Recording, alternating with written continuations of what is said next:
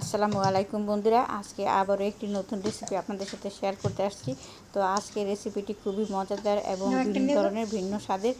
এখন ভরা পাকা আমের মৌসুম। তো এই আমটা আমরা বিভিন্নভাবে খেতে পারি, নানাভাবে খেতে পারি।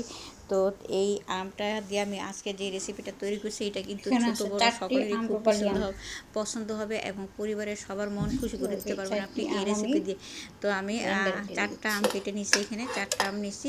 আম্রপালি আম তো এমনি অনেক মিষ্টি হয়, আমরা জানি, এটা খেতে খুব মজা হয়। আর নিচ্ছি হাফ কেজি পরিমাণ দুধ। এটা হচ্ছে তরল দুধ এবং আঁচ করা। দুধটাকে আঁচ করে ঠান্ডা করে নেবেন, গরম দুধ কিন্তু দিয়ে দেন না আবার। তো আমি এই দুধটাকে ঢেলে দিলাম এই আমের মধ্যে। তো দুধটা একটু বাড়াইয়া কমাই দিতে পারবেন, সমস্যা নাই। যদি প্রয়োজন মনে করেন আরেকটু বাড়াই দিতে পারবেন, অসুবিধা নাই। তবে কম না দেওয়ার চেষ্টাই করবেন, কারণ হাফ কেজি পরিমাণে দিবেন। হাফ কেজির চেয়ে কম দেওয়ার দরকার নেই, যেহেতু 4টা আম দিচ্ছি আমি। তো এখন এর মধ্যে দিয়ে দিলাম আমি চিনি। এখানে 2 চামচ চিনি দিছি আমি, দেখেন 2 চামচ চিনি দিয়ে দিলাম। 4 চামচের 2 চামচ ভরা করে দিছি। যদি পরে প্রয়োজন মনে হয় আমি আরও দিয়ে দিব, সমস্যা নাই। তো যাই হোক, এবার আমি দিয়ে দিব আইসক্রিম। এই আইসক্রিমটা মাত্র ফ্রিজ থেকে নামানো হয়েছে, এই জন্য একদম শক্ত বরফ হয়েছে।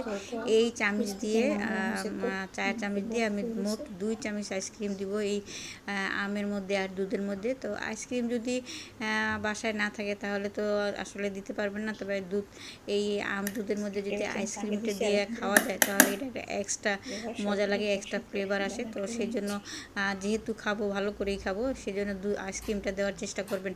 তো আইসক্রিম না দিলে খাওয়া যাবে না সেটা কিন্তু না, আমার আগের ভিডিওটা কিন্তু আছে আইসক্রিম ছাড়া। তো দেখেন আমি সবগুলো একসাথে ব্যালেন্স করে নিছি।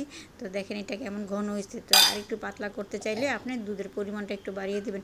তো এবার আমি গ্লাসে ঢেলে নিচ্ছি। 4টা গ্লাসের মধ্যে নিছি। 4টা আম দেয়া 4 গ্লাস একদম সুন্দর হয়ে যায়, 4 গ্লাসের তো বেশি হয়। তো এইভাবে কিন্তু আমরা এই আমের মৌসুমে, পাকা আমের মৌসুমে বিভিন্ন ধরনের আইটেম বানাই বা রেসিপি বানাই আমাদের পরিবারের প্রত্যেকটা লোককে কিন্তু খুশি করে দিতে পারি। এবং মেহমান অতিথি আসলে কিন্তু তাদের সামনে দিলে এই জিনিসটা এত খুশি মনে তারা খাবে, এটা খেয়ে আপনার বাসায় আবারও আসতে চাইবে, যে ভাবি আপা আমি এই জিনিসটা আবার খাবো, আবার আসতেছি।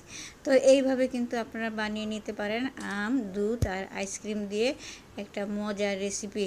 তো ভিডিওটি বা রেসিপিটি যদি ভালো লাগে অবশ্যই একটা লাইক, কমেন্ট, শেয়ার করবেন।